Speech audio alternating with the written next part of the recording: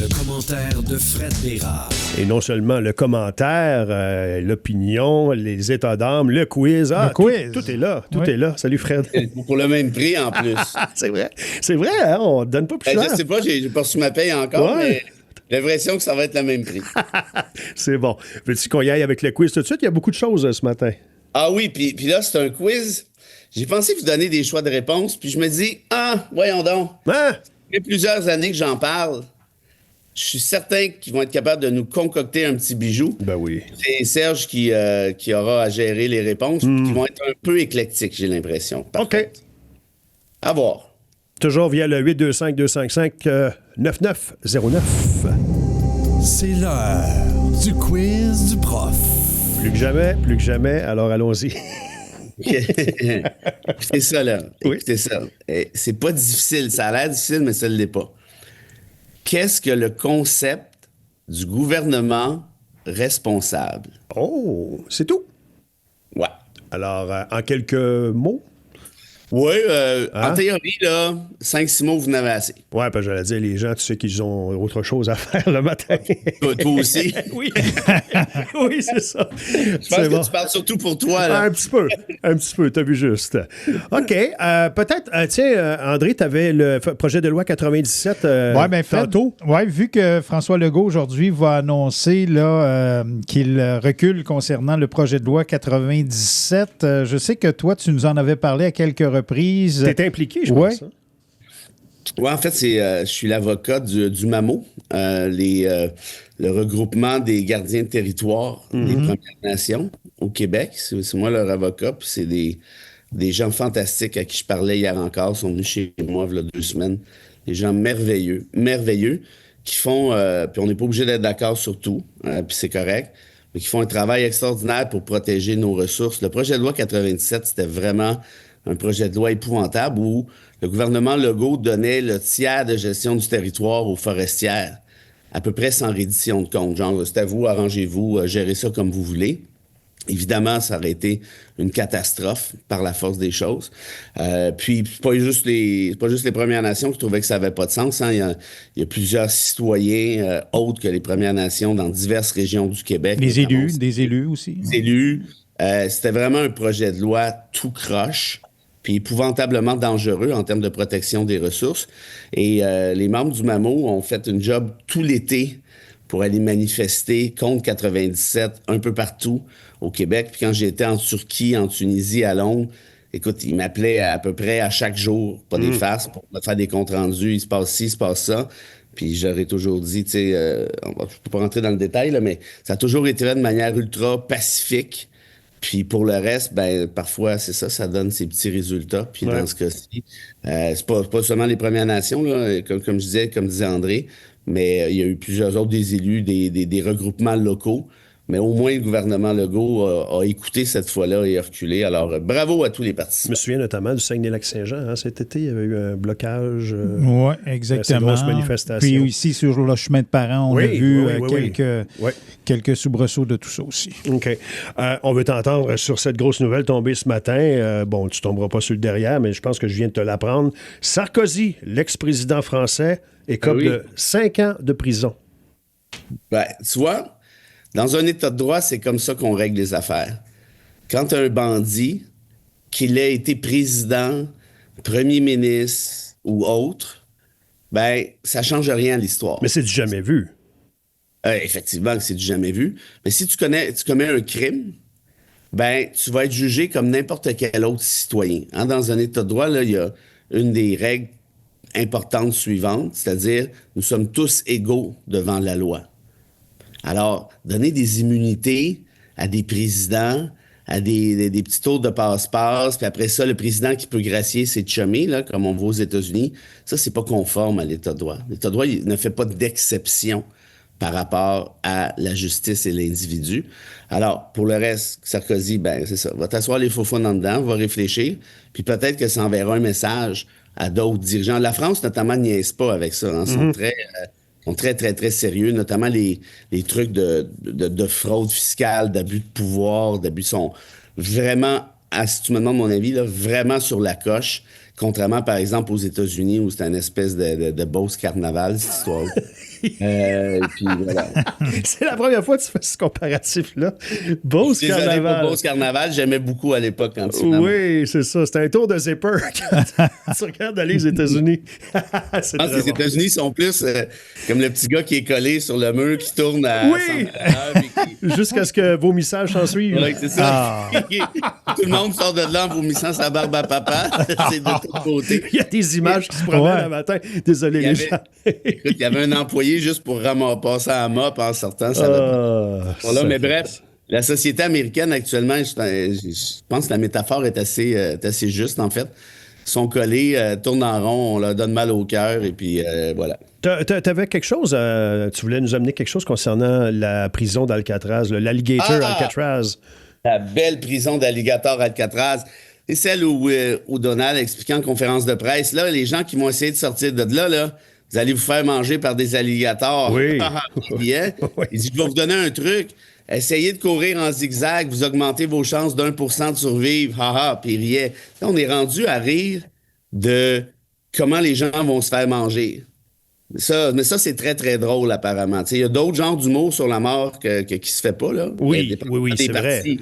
Ben Oui, oui. ça dépend des parties, en fait, essentiellement, puis ça dépend si on parle d'immigrants ou pas. Mais bon, passons outre. Et d'ailleurs, juste te dire, tu sais qu'il y a un site au Québec qui vend des T-shirts d'alligator Alcatraz avec des dessins. Au Québec? Très- Oui. Qui a récupéré ça?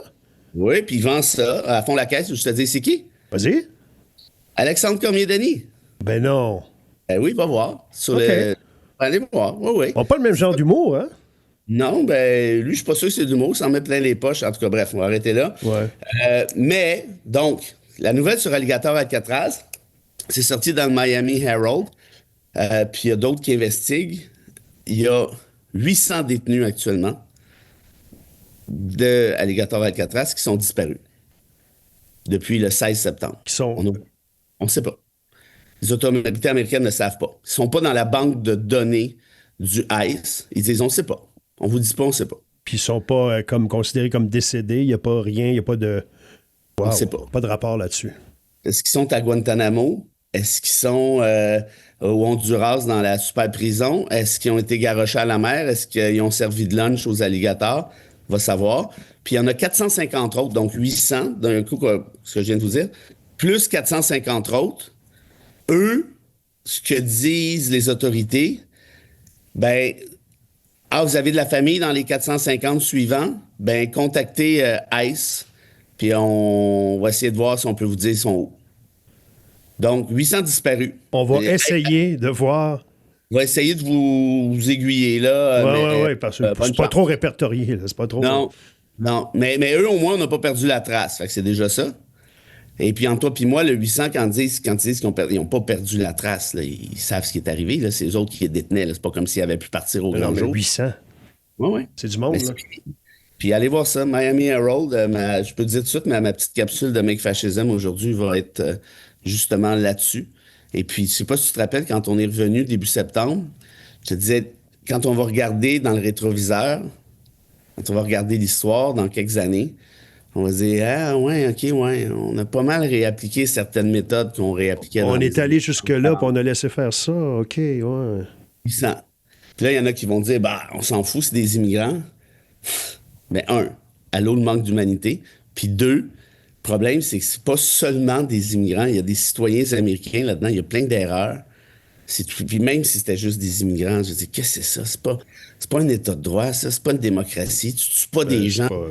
Voyons, là. C'est pas l'humanité, on s'entend. Comment ça se fait que ça réagit pas plus fort que ça? Ben parce qu'on est rendu à une étape où, t'as un illégal. Tu sais pas que le fait d'être illégal n'existe pas en droit, mais c'est pas grave, au moins, il y en a un de moins, puis c'est tout. Ça, on est rendu vraiment dans ce paradigme de la cruauté que je trouve, c'est ça. Ben, on laisse passer beaucoup de choses, ça, c'est sûr. Regarde juste la dernière semaine, là. Tu sais, il n'y a pas grand... on pensait pas en arriver à un moment donné, un jour, à laisser quelqu'un aller déblatérer des choses aussi sérieuses que parler de quel médicament ne pas prendre si vous êtes enceinte, non contre-vérifié, non, pas non plus de scientifique à côté. C'est incroyable quand même qu'on laisse aller ça. C'est fou. En même temps, qu'est-ce que tu veux qu'on fasse? Je le sais. À part faire des jokes, là. C'est incroyable, pareil. Non, mais Trump qui dit prenez pas de Tylenol. Moi, je veux dire, là, si j'étais Tylenol, là, je me montrais une équipe d'avocats. Ben, d'ailleurs, les avocats, ils devaient être en train de travailler au moment où... croire qu'il y a quelque chose en train de se passer. Parce que l'autre affaire aussi, c'est que les avocats de Tylenol, non seulement devraient, puis j'ose croire que ça va se faire, poursuivre Trump et son administration, mais le problème, c'est qu'il y a une immunité. Là, c'est quasiment une perte de temps, cette affaire-là. Mais bon, il faut que tu le laissais. Mais l'autre affaire, c'est veux-tu gager que Tylenol va se faire poursuivre? Je suis certain, moi, qu'il faut avoir des actions de collective contre Tylenol là, d'un paquet de fafouins là, qui avec les voient ce que le États-Unis. gourou, hein? C'est sûr. Écoute, dans Tylenol, si ça se trouve, ils peuvent mettre la marque sur le cul, là. Je sais que les actions ont déjà baissé pas mal après la première... Les actions, mais les actions collectives aux États-Unis, là, Ouais. t'es capable de ramasser 800 000 $ parce que ton café était chaud chez Tim Hortons, tu sais, c'est pas des farces, là. Et quand il a pris la parole, justement, dans ce dossier-là, et Kimmel l'a passé hier, j'ai vu le montage, là, il a dit « Don't take Tylenol » à peu près 48 fois dans un énoncé de je sais pas combien de temps, 10-12 minutes, là, je sais pas, là, mais il répétait, il revenait à ça parce qu'il n'y avait pas ben de choses à dire. Là, fait que, alors, don't take Tylenol, don't take Tylenol. Tu sais, imagine-toi les... C'est à cause d'autisme. Hey, d'ailleurs, j'ai juste une petite rectification scientifique à faire auprès de Donald. Si jamais vous avez son oreille, là, moi, apparemment que je suis barré, mais s'il y en a dans le coin de Mont-Laurier qui connaissent Donald, dites-lui donc ceci. L'autisme a été découvert par les scientifiques vers 1913. Le Tylenol a été inventé 40 ans plus tard. Détail. All right. Mais en tout cas... Tu l'as allé, là, tu veux parler de Bolsonaro? Ben, ouais, je sais que tu en parles dans ta dernière Make Fascism Great Again. Oui, 27 ans de prison pour le facho. C'est ça qu'on fait dans un État de droit. On leur met pas des balles dans la tête. On les envoie s'asseoir en prison, manger du jello. Mais l'administration Trump laisse pas ça, veut pas laisser ça aller, là. Ah non, ben c'est ça. Fait que oui, ça c'est important que tu le dises. Donc, Bolsonaro a été condamné à 27 ans de prison pour toutes sortes de saloperies alors qu'il était au pouvoir. Et évidemment que l'administration Trump, qui est bien chum avec Bolsonaro depuis leur premier mandat, hein, les deux étaient là en même temps. Quand j'étais au Brésil, c'était en 2019, et Trump était en pleine force, encore, là, clairement, juste avant la pandémie. Puis Bolsonaro s'inspirait de Trump. Et bref, donc, l'administration Trump faisait des pressions sur Lula, donc le président brésilien, sur toute l'espèce de justice brillante. Même Moss s'en était mêlé. C'était une grosse affaire. Genre, on ne pouvait pas envoyer ce gars-là en prison. Voyons donc, c'est tellement un bon gars. Ben ouais, bon Jack. Pas même que ça marche, la justice. On s'en fout de ton opinion à savoir si le gars il est bon ou pas bon, s'il est fin ou pas fin, puis s'il est coupable ou pas coupable. Une justice, ça doit marcher de manière indépendante du pouvoir politique, imperméable aux influences politiques, à plus forte raison, ben pas à plus forte raison, mais de la même manière s'il s'agit de pression extérieure d'un pays autre. Tu sais, je veux dire, ça n'a juste pas de bon sens, là. Ouais. Et là, donc, la justice brésilienne a fait ce qu'elle avait à faire. Elle a dit, regarde, c'est 27 ans de prison pour Bolsonaro pour X, Y, Z raison selon la preuve. Merci, bonsoir. Or, évidemment, Trump n'accepte jamais qu'on lui dise non. Ils sont partis, écoute bien ça, ils ont lancé une chasse à la femme. Chasse à la femme, c'est-à-dire la conjointe du juge qui a rendu la décision. Et on dit, elle, j'ai oublié son nom, Madame X, ses actifs bancaires sur le territoire, parce que c'est une dame riche, là, si tu comprends bien, ses actifs bancaires sur le territoire américain sont gelés. Elle ne peut plus sortir son argent. Et là, ils ont adopté une mesure interdisant à quiconque aux États-Unis de faire affaire avec elle ou avec sa business. La conjointe du juge qui a rendu la décision. Wow. T'imagines-tu à quel point ils sont salauds?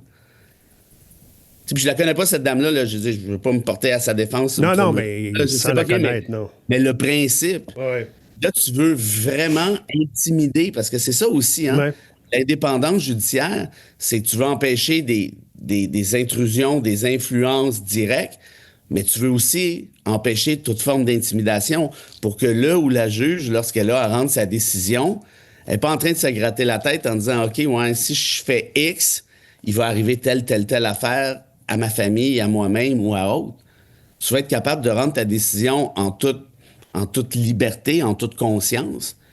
Puis ce qu'ils font là, c'est des manœuvres de bullying. Puis honnêtement, c'est sûrement déjà arrivé avant, là, mais je me souviens pas d'exemple comme celui-là. Et ça, on voit pas ça en grosse manchette nécessairement. Toi, tu lis à gauche, à droite, tu vas chercher ça. Oui, je fouille pas mal J'essaie de sortir des trucs. Ben, des fois, je commente des éléments plus, comment je dirais, plus connus, là, évidemment, parce que les gens veulent savoir un petit peu plus. Mais ce qui est le fun aussi, c'est de trouver des trucs qui sont un petit peu plus obscurs, comme l'affaire des 800 détenus disparus. Oui, ben oui. Il y a le Miami Herald qui a sorti ça. Puis ça a été repris par d'autres journaux là, que je trouve crédibles, notamment en Irlande, mais sans plus. Mais pas à grande échelle, non, c'est ça? Non, pas du tout. Et la raison de ça, si tu veux mon avis, c'est qu'il y a une banalisation de toute cette méchanceté. Tu penses à ce point-là? Comment t'expliques ça, sinon? Mais non, mais parce que les médias traditionnels, il y en a encore plusieurs qui sont plus à gauche, là, on s'entend, là. Oui, mais vous êtes où, là? Ouais. Tu fais. Tu sais, nous, là, au Canada, là, c'est qui parle de ce qui se passe aux États-Unis? Tu sais, Radio-Canada, t'es allé couvrir les funérailles de Charlie Kirk, tu sais, je veux dire, sérieux, là. Ça, c'est banalisé. Ça, c'est pas banalisé. Puis qui parle de fascisme au Québec? Qui parle de ce qui se passe aux États-Unis? Qui parle du ICE? Ben, ce qui se passe aux États-Unis, c'est rapporté beaucoup plus que le client en demande, mais pas dans les termes de fascisme, pas dans les termes que toi, tu utilises. C'est ça. Non, mais c'est parce que c'est ça, les termes, là. Ouais. Si tu fais disparaître 800 détenus qui étaient là illégalement pour la plupart, comment on appelle ça? C'est du fascisme. Puis tu vois, ça fait partie des problèmes qu'on a. On n'ose pas nommer les choses par leur nom. Puis les médias, mieux parler d'autres choses. Ben OK, parler d'autres choses. Mais regardez où est-ce qu'on est rendu, là. On est déjà à fin septembre, puis ça fait pas 8 mois qu'il est là. Regardez ce qui s'est passé en 8 mois. Regardez l'état de santé de la démocratie américaine. Bref, pas obligé d'en parler. Mais ce qui risque d'arriver, par contre, c'est que si ça continue comme ça, il va être un petit peu trop tard. Puis là, on va dire, c'est du fascisme. Puis il y avait une super citation, puis j'oublie le nom, une grande dame qui l'avait dit. Elle dit, le fascisme est là. On dit, regardez, il se pointe au bout du nez. Puis l'autre dit, non, vous exagérez. Vous pensez, ben non, voyons donc. Oups, là, il se monte la face. Vous pensez encore, ben non, voyons donc. Puis là, tout à coup, il est là, il est trop tard. Ouais. Puis, voilà. Le temps qu'on jongle avec... Et pendant ce temps-là, il y a aussi. Il y a un chef d'antenne à Fox hier qui disait bombarder l'ONU avec ce qui est arrivé vers le téléprompteur puis l'escalier roulant qui n'a pas fonctionné pour Trump. L'administration de Trump cherche un coupable de ça. Là. Sont là-dessus le temps plein depuis 24 heures. Qui a voulu saboter? On parle de sabotage. Qui a voulu saboter la présentation de Trump à l'ONU? Incroyable. C'est de toute beauté. Mais as-tu vraiment dit bombarder... Oui. Tu iras voir. Je me souviens plus, c'est Waters, je me souviens plus de son nom. Là. C'est le plus fendant de Fox. Là. C'est le plus effronté. Là. S'il n'est pas peu dire. Puis il a encore sa job, lui. Ah, ben on n'en doute pas. OK. Rappelle-nous la question du quiz du prof, cher prof. Oui. Qu'est-ce que le gouvernement responsable?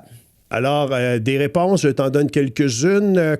Convention, les membres doivent obtenir leur confiance constitutionnelle, doit jouir de la confiance de la majorité élue du Parlement. C'est pas mal ça que j'ai à matin. Ben, c'est pas mal ça, bravo. Bravo. En fait, le gouvernement responsable, tout ce que ça dit, c'est que le gouvernement, par exemple le gouvernement Legault, ou on va prendre l'exemple Ottawa, il est encore mieux parce que le gouvernement Carney est minoritaire. Ça veut dire qu'il doit obtenir la confiance de la Chambre. Ça veut dire quoi, ça? Ça veut dire que il y a des votes de confiance, par exemple, le budget, c'en est un. Et si le gouvernement est minoritaire et les autres partis, donc, qui sont majoritaires d'un point de vue mathématique, veulent le démettre, ils peuvent le faire. Puis ça, c'est un principe qui est bien important. C'est le plus important en démocratie parlementaire, puis a été obtenu à la suite de tout ce qu'on sait avec les patriotes de 37-38. Ça a pris une bonne dizaine d'années par la suite, mais on a créé ça. Les patriotes ont créé ce mouvement-là, qui est celui de dire, on veut que le gouvernement aille chercher la confiance de la Chambre. On veut qu'il y ait une reddition de comptes. On veut que le gouvernement rende des comptes. Puis c'est ça, la démocratie, quand on y pense. Hein? Ouais. Et c'est ça qu'on a besoin de faire en sorte que, oui, le Parlement doit siéger. Oui, l'opposition a le droit de poser ses questions. Et si elle le peut, mathématiquement parlant, si elle n'a plus confiance au gouvernement, ben elle le renverse, puis on retourne en élection. C'est quand la dernière fois qu'on a vécu ça, Fred, une situation comme ça dans les gouvernements qui nous préoccupent? Ben, c'est facile. C'est quand il y a eu les derniers minoritaires, là, tu sais, Trudeau, il décidait est-ce que je me laisse tomber ou on me fait tomber. C'est toujours l'espèce de jeu de savoir qui va porter l'odieux d'aller en élection. Puis on se comprend bien, hein, les partis d'opposition, quand ils veulent faire tomber un gouvernement, faut qu'ils y pensent. Parce que si tu le fais tomber, ça veut dire qu'on s'en va en élection. Là, le gouvernement, il peut les mettre responsables qu'on soit en élection, il leur dire c'est de leur faute. Là. Ouais. Exact. Si la population veut rien savoir d'une élection parce qu'elle trouve que le gouvernement aurait dû avoir une autre chance, ben là, tu as ça. Puis l'autre affaire aussi, c'est que tu as des partis qui sont pas prêts à aller en élection. Tu sais, le NPD, actuellement, veut pas aller en élection. Là. Tu sais, ils n'ont pas de sacré-scène, ils n'ont pas de chef, ils n'ont rien. Fait que ça, pour te dire, c'est pas si garanti que ça. Dans le gouvernement de Paul Martin, au début des années 2000, d'ailleurs, André, c'est un peu la même mécanique. Merci aux gens qui ont participé d'avoir utilisé moins de mots que Fred. Et on va avoir un gagnant, une gagnante dans la prochaine heure. Et demain, c'est vous qui posez les questions à Fred. Salut, mon ami. À demain. Bonne journée. Salut! Bye.